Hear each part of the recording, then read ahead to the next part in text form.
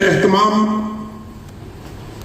اس بہت ہی خوبصورت شام میں تنظیم کے صدر محترم اور اس اجلاس کے سربراہ عزت مآب ڈاکٹر شوکت علی صاحب، ایڈیشنل ڈائریکٹر محکمہ طب یونانی حکومت راجستھان، انہی کے ساتھ اسٹیج پر تشریف فرما محترم کھینچی صاحب، ڈائریکٹر ہی کہوں، میں تو یہی مانتا ہوں کہ جب تک کوئی پرماننٹ یونانی کا ڈائریکٹر نہیں مل جائے گا تب تک انہی کو چلنے دیجیے اپنے حساب سے، تو باقی سرکار جانا۔ محترم کھینچی صاحب اس پروگرام کے روح رواں اور راجستھان میں طب یونانی سماجی خدمات اور تمام تر اطباء کرام کو ایک جازم پر جوڑنے، کھڑے کرنے اور ان کے لیے سمرپت بھاونا سے کاریہ کرنے کی جگیاسا اپنے من کے اندر لیے ہوئے ایک شخص راجستھان میں نظر آتا ہے، اس کا نام ہے ڈاکٹر فرحت چودھری۔ زوردار تالیوں سے سنا جاتا ہے۔ ایک اور شخصیت، کوئی ایک چنا بھاڑ نہیں پھوڑتا، بڑی مشہور مثال ہے، انہی کے دم قدم شانہ بشانہ بہت ہی ذمہ دار شخصیت جس کے بارے میں ڈاکٹر آفتاب نقوی نے ابھی بہت خوبصورت تعارف کرایا، بہت ساری جڑی بوٹیوں کو زمین سے تلاش کر دوا کی شکل میں اطباء اور مسیحا بنا کر ہمارے اور آپ کے لیے سنجونے تیار کرنے کے لیے جس شخصیت نے اپنے آپ کا بیڑا اٹھایا ہے، محترم ڈاکٹر مقبول صاحب، ان کے لیے بھی زوردار تالیاں بجا کر کے ان کا استقبال فرمائے۔ محترم شعیب اعظمی صاحب، محترم ڈاگر صاحب، محترم ابھی اکمل بھائی کی میں گفتگو سن رہا تھا مسکولو اسکیلیٹل ڈس آرڈر پر، کاغذ پر چیزوں کو لکھنا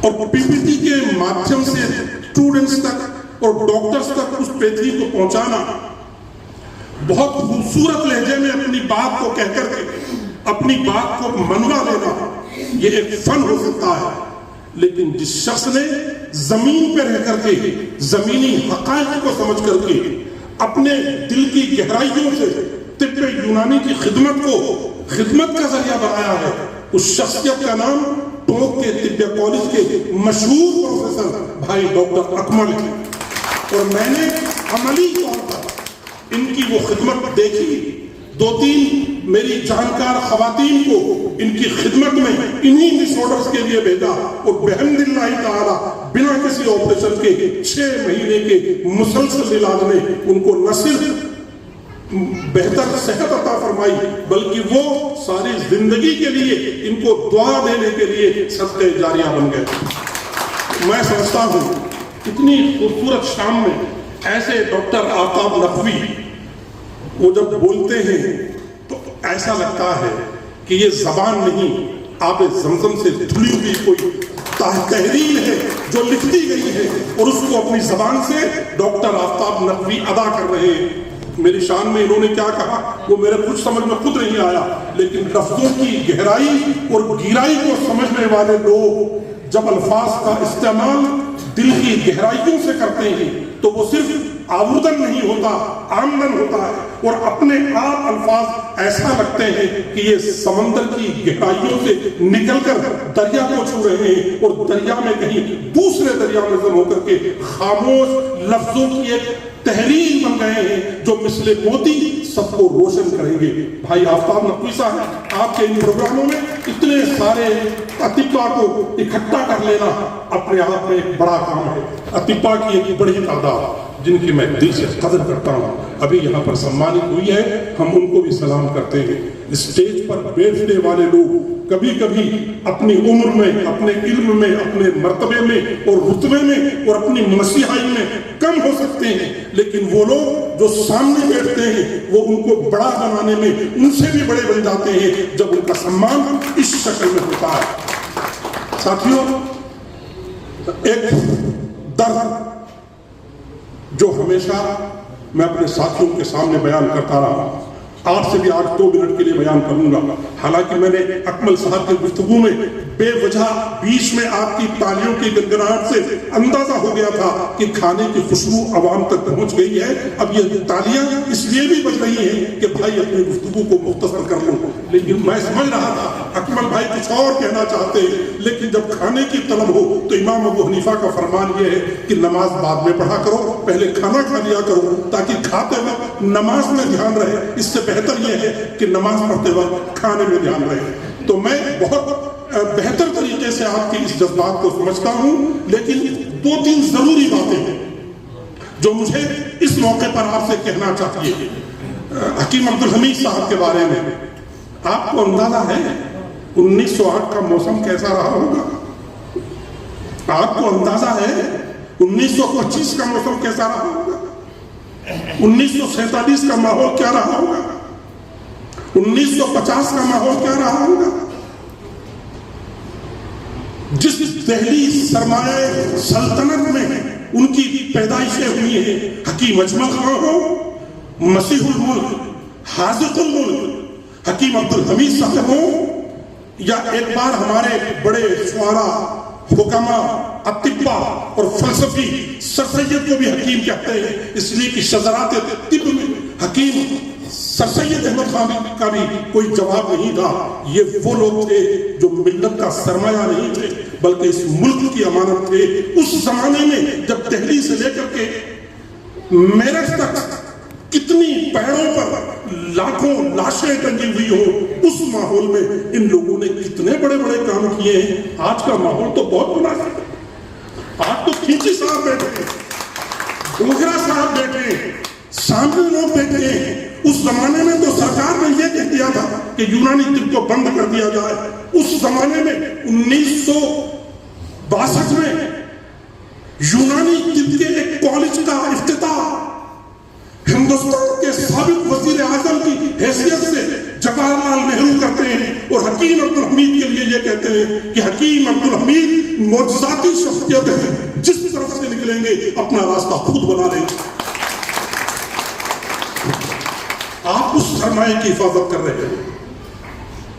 1979 में शौकत साहब मोबाइल बाद में देखना, हरदम यही मत किया करो, कुछ आपके प्रोग्रामों की तरतीब सही रखा करो, सबकी सुनते नहीं अपनी तैयारी करते रहते हो। 1979 में, उसी 1979 में राजीव गांधी ने हमदर्द यूनिवर्सिटी का संगे बुनियाद रखते वक्त हकीम अब्दुल हमीद साहब के लिए जो कहा वो हमारे और आपके लिए मिसाल रहा है।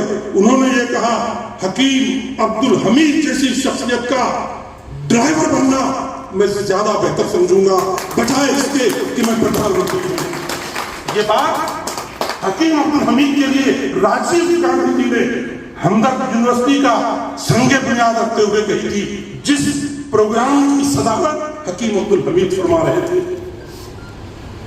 राबिया स्कूल गली कासिम जान में 1963 में खोलना, लड़कियों की तालीम को और लड़कियों को बाज़ाब्ता इस तरह के अमल और मोहलत अमल देने के बजाय उनको शाना बशाना साथ लेकर चलने के लिए कायम किया था।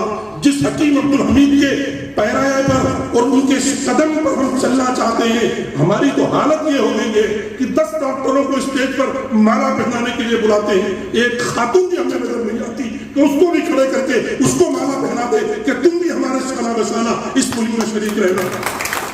जिस हकीम अब्दुल हमीद को राबिया स्कूल आज से 100 साल पहले महिलाओं को तालीम में बराबर लाने और तिब्बे यूनानी का फलसफा समझाने के लिए उन्होंने बेड़ा उठाया था। नर्सिंग स्कूल 1972 में खोला, स्कूल ऑफ फार्मेसी 1975 में खोला। मेरी डॉक्टर शौकत अभी भी गुजारिश है, एक खता हुई है, कोई ना कोई महिला खातून डॉक्टर को यहाँ बुला करके, किसी महिला खातून से 2 लोग बैठे थे, उनको तो मैं भी जानता हूँ, उनको सम्मान करना इस कॉन्फ्रेंस का फर्ज है।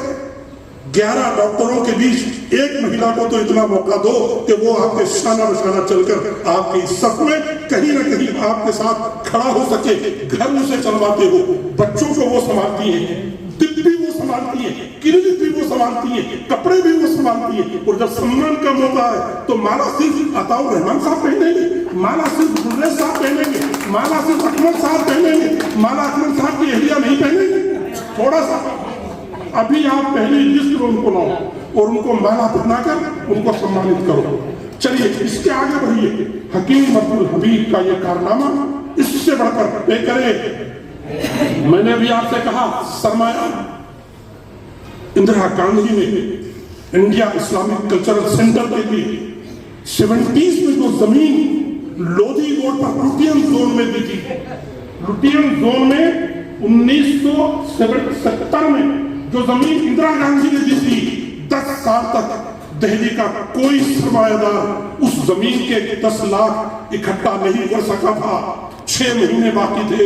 हकीम अब्दुल हमीद साहब को पता चलता है कि वो जमीन जो लुटियन जोन में 86 और 87 प्लॉट दिया गया है लोधी रोड पर, वो कैंसिल होने जा रहा है। हकीम अब्दुल हमीद साहब ने अपने जाती सरमाए से 1981 में 10,50,000 रुपया देकर के उस जमीन को बचाया जिस पर आज इंडिया इस्लामिक कल्चरल सेंटर। मोहतरम अताउर रहमान साहब ये फरमा रहे थे, वो हमारे लिए आदर्श भी हैं, वो हमारे सरपरस्त भी हैं और हमारे खैरख्वाह भी, मसीहा भी। मेरी उनसे गुजारिश है, बहुत अच्छी बात उन्होंने कही थी। जयपुर के 4 इलाकों में, वो इससे पहले डीसी कॉन्फ्रेंस में इस तरह की बातों को फरमा चुके हैं। 4 इलाकों में हकीम अब्दुल हमीद साहब के नाम को जिंदा रखने के लिए ये काम बहुत बेहतर तरीके से मोहतरम मकबूल साहब कर सकते हैं, मोहतरम फरहद चौधरी कर सकते हैं, अकमल साहब कर सकते हैं, और ये डॉक्टर शौकत जो आज सफेद लिबास में मलबूस फरिश्ता बन के बैठा है, ये तिब्बे यूनानी का एकमात्र राजस्थान का जाना पहचाना नाम है।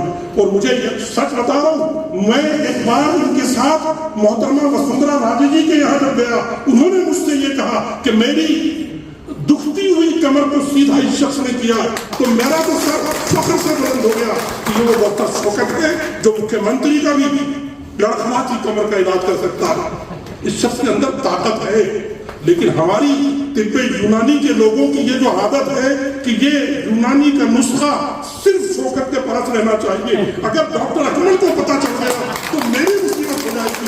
हम रह रहे आ रही सदा दिल के तार से इस घर को आग लग गई घर के चिराग से। मैं बहुत माजरत के साथ ये बात कहता हूँ। हकीम अब्दुल हमीद साहब से भी उस वक्त जब उनके इंतकाल के 1 साल पहले वहां के फिलोसफर्स ने, प्रोफेसर्स ने ये कहा, सर जिस चीज पर आप मेहनत कर रहे हो, ये हमदर्द के तलबा यहाँ तो तिब पढ़ते हैं लेकिन क्लिनिक पर बैठ करके आयुर्वेद से इंतजाम वो एलोपैथी में इलाज करते हैं। हकीम साहब ने बहुत बेहतर बात फरमाई थी। हकीम अब्दुल हमीद ने कहा था, पैसा इनको मजबूर करता है कि मौजूदा जमाने की जरूरतों के मुताबिक इलाज फरमाएं, लेकिन पैसे पर ध्यान न देकर अगर रूह को तक़वियत देंगे, इनकी रूह ये बात कहती है कि नहीं, ये फलसफा इलाज आयुर्वेद और आयुर्वेद से कहीं बेहतर है, तो फिर ये लोग अपने आप यूनानी में इलाज करने लगेंगे। अपनी रूह को बेदार करो। हकीम अब्दुल हमीद साहब के उस नक्शे कदम पर चलने की फिक्र करो जिसने बड़े बड़े सरमायादारों को, हुकूमत वक्त के हुक्मरानों को इस बात पर झुकने के लिए मजबूर किया था। इलाज सिर्फ मजहब नहीं होता, इलाज होता है। और सब तड़पते लड़खड़ाते किसी इंसान को अगर कोई पेथी ताकत देती है तो फिर उस वक्त वो आपको ईश्वर का दूत मान करके ये समझता है कि भगवान आसमान पे रह करके हमारी खबरगिरी करता है, लेकिन उसका कोई दूसरा रूप है जो तिब का माहिर बन करके हमारा इलाज करके हमको बेहतर जिंदगी देने और हमारी मसीहती का इरादा रखता है। मैं इसी मुख्तसर गुफ्तगू के साथ अपने यहाँ तमाम मौजूद एक एक शख्स मेरी निगाहों के सामने, बड़ी बड़ी शख्सियतें तशरीफ फरमाए, शफीक साहब, डॉक्टर निसार साहब, डॉक्टर अलीम साहब, डॉक्टर हमारे महमूद भाई, इतनी बड़ी बड़ी शख्सियतें तशरीफ फरमाए। आप तमाम पीछे तक मेरी निगाहों के सामने शाहिद भाई वगैरह, मैं आप तमाम लोगों को दिल की गहराइयों से इस्तकबाल करता हूँ। और मैं अपना फर्ज इसलिए अदा कर चुका हूँ कि मैं यूनानी तिब को फरोग देने और JLN यूनानी मेडिकल कॉलेज के इस्तेज़ार और इस्तेहकाक के लिए अपनी जमीन को वक्फ करके 1,50,00,000 रुपया इस पर लगा चुका हूँ। अब मेरी हाजत पता नहीं कि उस तरफ नहीं मुझे ले जाती कि मैं इसमें और कोशिश करूँ। आपको ये दावत देता हूँ, मेरे दो दोस्त डॉक्टर शौकत और डॉक्टर अकमल ने मुझे मजबूर किया था, रातों रात 60 बेड से काम नहीं चलेगा, 40 बेड और लगाओ, पता नहीं क्या क्या बेचकर 100 बेड लगवा दिए, सारी तैयारी करवा दी। यूनिवर्सिटी से एफिलिएशन भी मिल गया, सरकार से NOC भी मिल गई, लेकिन जब फाइल दे दी गई तो 4 साल तक सरकारी महकमों के बिगड़ जाने के बाद, जूतियां टूट जाने के बाद, हाई कोर्ट जोधपुर में अपने केस को हासिल रखने के बाद आज तक इस गम में हूं कि मुझे मेरी वो इंस्पेक्शन रिपोर्ट वापस दे दी जाए जो CCIM में जमा हुई थी। CCIM कोर्ट को भी वो रिपोर्ट नहीं भेज रहा और उसमें तरमीम करके मुझे बिला वजह कॉलेज की मंजूरी से रोका गया है। मुझे कोई परेशानी नहीं है। बहमदिल्लाहि ताला जिस वतीयत को लेकर के, जिस अज़ीमत को लेकर के, जिस इनकलाब को लेकर के मोहतरम सैयद हकीम अब्दुल हमीद साहब, मोहतरम सैयद हमारे यूनिवर्सिटी के जो बानी मबानी सर सैयद अहमद खां, उनके नक्शे कदम पर और हकीम अजमल खां पर जब प्रोग्राम होगा फिर उनके बारे में बोला जाएगा क्या क्या लोग थे जो इस जमीन से चले गए। और उनके बाद इतने बेहतरीन लोग अभी भी बाकी हैं। अल्हम्दुलिल्लाह आपसे इतनी दरखास्त है कि इस तरीके के प्रोग्रामों में आकर अपने आप को ताकत भी बख्शिए, इन तंजीमों को जिला बख्शिए। और जैसा अभी हमारे कोई एक साथी कह रहे थे कि तंजीमों की आपसी रंजिश हम असर बन जाती है और हमको आगे बढ़ने में एक दूसरे की मुकाबला आराई पर मजबूर कर देती है। ऐसा न सोचिए, ये तमाम लोग मिलजुल करके एक बेहतर काम करने की तरफ बढ़ रहे हैं। एक बात आखिर में कहकर के बस आपकी शमा की गोशगुजारी पर खत्म करूंगा। हमारे लोग बेहतर काम न करके अल्लाह और उसके रसूल के नामों का सहारा लेकर आई लव मोहम्मद के बैनर बनाकर सड़कों पर जुलूस निकालकर अपने आप को कुछ अच्छा साबित नहीं कर रहे। अल्लाह के रसूल की तालीमात दिल से लगाने के लिए है, सड़क पर बैनर दिखा करके दूसरों के सामने हसीमत बनने के लिए नहीं है। मेरी आपसे गुजारिश है, ऐसा कोई भी कदम जो सड़क पर अल्लाह के रसूल की मोहब्बत के लिए हमारे नौजवानों को गंदे खाने पर मजबूर कर दे, हम उसको मुनासिब नहीं समझते। हिंदुस्तान के सारे अवाम बेहतर तरीके से, हमसे बेहतर तरीके से हमारे गैर मुस्लिम भाई अल्लाह के रसूल